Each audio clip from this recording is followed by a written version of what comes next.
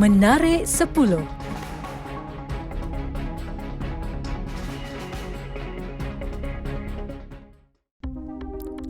Keprihatinan Pusat Hikmat Dewan Undangan Negeri Dun Muara Tuang yang dipimpin oleh Ahli Dewan Undangan Negeri Adun Muara Tuang, Dato' Idris Buang telah mengubah nasib Pak Samad dan kedua-dua putrinya apabila rumah yang didiami mereka bertukar kepada Terata Impian.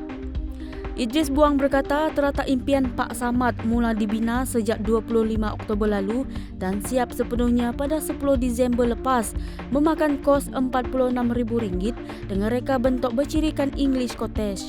Kehidupan Pak Samad yang diketahui sejak kisahnya dikongsi dalam media sosial 3 tahun lepas mendapat prihatin Adun Muara Tuang itu. Sempena Pesta Flora Subis 2020 yang diadakan di Arena Sibuti Begenu didapati mampu menggamit lebih ramai pengunjung yang datang dari luar kawasan merupakan penggemar bunga viral. Memetik sumber dari media tempatan, Pesta Flora Subis ini telah dirasmikan oleh Menteri Muda Wanita, Keluarga dan Pembangunan Kanak-kanak merangkap Ahli Dewan Undangan Negeri Adun Begenu, Dato' Rosi Yunus. Menurut ahli pengelola Yusri Al, pelbagai jenis bunga yang dijual seperti bunga keladi jenis New Junia Gold merupakan bunga termahal pada masa ini. Dato' Posa Majais dipilih sebagai Presiden Persatuan Bola Sepak Bahagian Sibu PBBS baharu bagi penggal 2020 hingga 2022. Beliau menggantikan Dr. Kamuruddin Ahmed Junaidi yang dipilih sebagai Timbalan 1, manakala Major B. Moses Anak Ripai selaku Timbalan 2. Menurut Setiausaha Kehormat PBBS, Kushairi Bujang memberitahu keputusan sebulat suara itu diperolehi daripada Exco PBBS untuk memilih Dato' Posa Majais sebagai Presiden PBBS. Pembukaan semula sempadan negeri sejak 6 Disember lalu memberi kelegaan kepada sektor penerbangan domestik dan mengembalikan prospek positif ke atas industri yang terjejas akibat COVID-19. Ketua Pegawai Eksekutif AirAsia Malaysia, Riyad Asmat berkata, sejak pembukaan semula sempadan negeri, kadar jualan tempat duduk syarikat penerbangan tambang rendah itu meningkat sekitar 3 kali ganda berbanding tempoh sekatan dikuatkuasakan. Katanya antara laluan penerbangan paling popular ditempah adalah Kuala Lumpur Langkawi, Kota Baharu Kuala Lumpur, Kota Kinabalu Tawau, Langkawi Pulau Pinang dan Kuala Lumpur Pulau Pinang.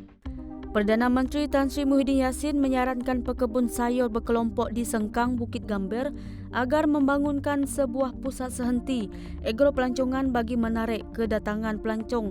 Muhyiddin yang juga Ahli Dewan Undangan Negeri Adun Gambir melontarkan cadangan itu semasa mengadakan lawatan di Pusat Pergumpulan dan Pemprosesan Peladangan Berkelompok Batu 18 dan Batu 19 Sengkang 1 Gresik pada Ahad.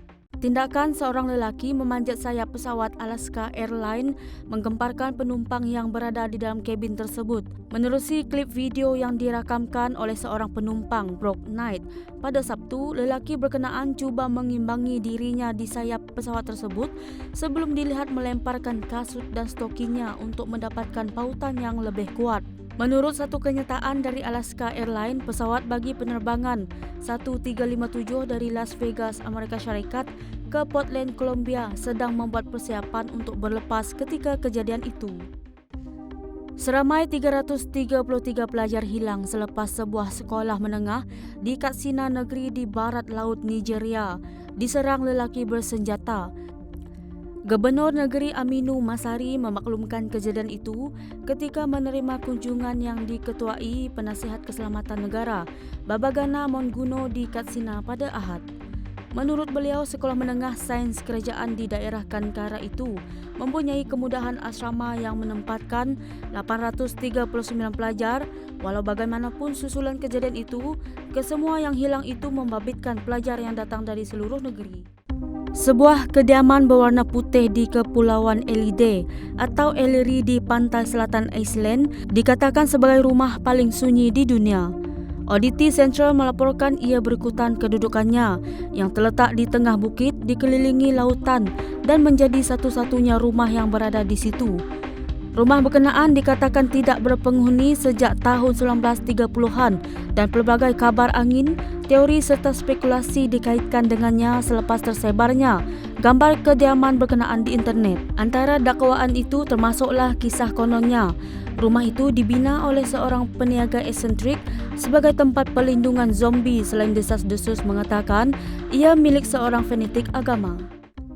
Penulis legenda Britain yang lebih dikenali sebagai John Le Carey, 89 tahun, telah meninggal dunia pada 12 Disember 2020 yang lalu.